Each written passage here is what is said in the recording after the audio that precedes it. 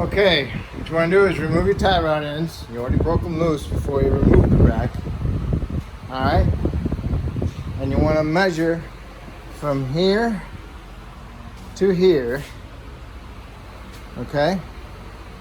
Write that down and measure on your new one from here to there, the same spot. It should be equally the same. Okay? Then you need to measure from here to there. Alright? And from here to there. You set this the same as that one. And do the same thing with this one. I'll measure from here, center of this hole, to the end of the nut. Center of this bolt, or if you get the shield off, center of the hole to the end of the nut. They should be equally the same. Okay? And also, this notch should be over here. Okay?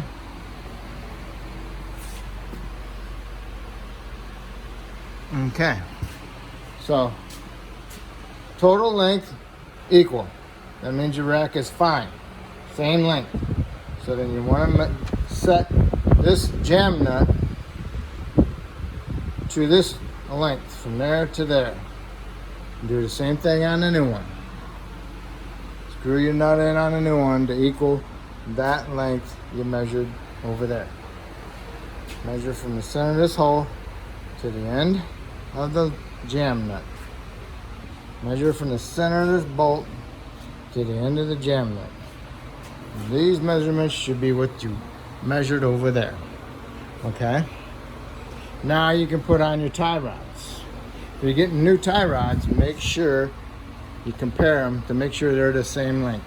If they are smaller in length, then you need to bring the jam nuts out to equal the distance. If they're longer, make them the distance in here, bring them in, okay, to equal the difference. But most of the time, they're all equally the same length, so you can just screw them on, okay? And don't forget to swap your shield. Those are 8mm. Okay, now you can stick the rack up in there. Remember, it's sideways, okay, because the black part, turn this way, get it up into here, about here, and then you turn it right side up, and then keep pushing it through. So then once you got it all the way in there, you know, there's your mount. Put it lined up, make sure your wire harness is there. So now, before you're totally bolted up, you can hook up your wire harness. Get a little bit easier to get to it. And make sure you push that lock back in place. Yep. That one in the back here goes sideways. Okay, push it in and give a little tug, see if it pulls off. Now you push this one in. Got that one in. Push your lock in. Now you can put your retainer in that hole.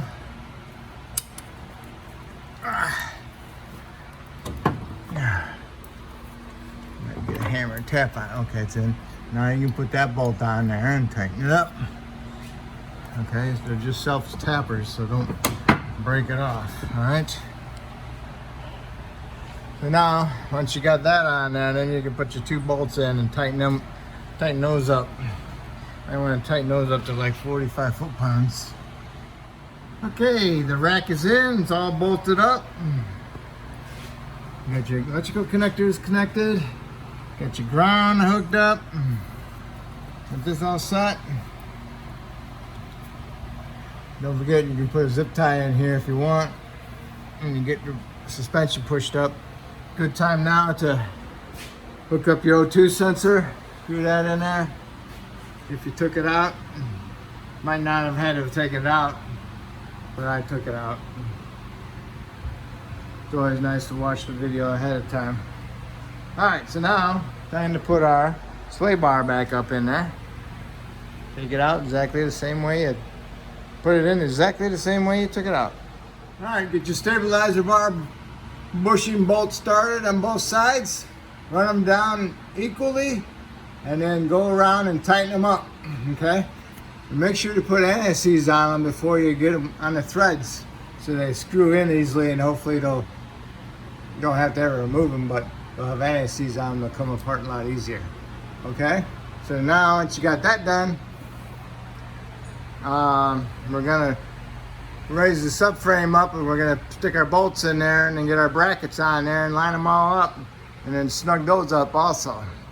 Okay, when you're bringing the subframe up, you see the blackness on the body, and there's the mount. See, this subframe's got to come towards me a little bit. What you want to do is kind of match them up to where the markings were, the best you can, because that'll throw your alignment off also. So you need to get that close as possible. See, this one's pretty darn close. Okay, you get the idea? So I'm gonna get me a bar, and I'm gonna pry this subframe rearward to the rearward, okay? Some cars, they have a hole in here. You can match them up and use a long bar and pry them over. Can't find anywhere to pry? Then you go up to the front. There's a hole there. You get your pry bar in there, and you can pry it rearward. And I'll show you how it looks now. Okay, looks pretty good. So now I can snug them up all the way around, snug all 4 of them up, and then finalize them by torquing them. Okay, and I mean torquing them, I mean like 80 foot-pounds. Okay. Okay, now that you got your subframe up, now what you gotta do is put your wishbone, dog bone back in on the bottom here. Put some anti-seize on your threads and tighten those up. Next, I'm gonna go up there and grab hold of your coupler and put it on the steering shaft. It should be all lined up, okay?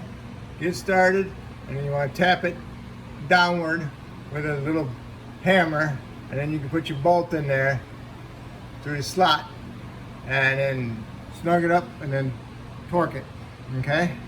You want to torque that to like 25 foot-pounds, so. All right, put your exhaust back together. Make sure you put some anti-seize on your threads and your nuts and studs. And if you took this down, put the 2 bolts in there for those, also for the hanger. Didn't have to do that. Take the hanger out. So we just took the exhaust down, which is fine. Everything is done underneath. Now all you do is put our shield back up, lower it down, put our tie rods on, and snug up our jam nuts and our stabilizer links. Okay, got your stabilizer link nut on. Make sure you hold the back side with your wrench. The anti-seize on your threads. Put your nut on there, tighten it up. Okay, got to do both sides equally the same. Then you can do your tie rod in. Do not turn the tie rod to line it up. You got to throw your little measurement off. Turn the inner tie rod.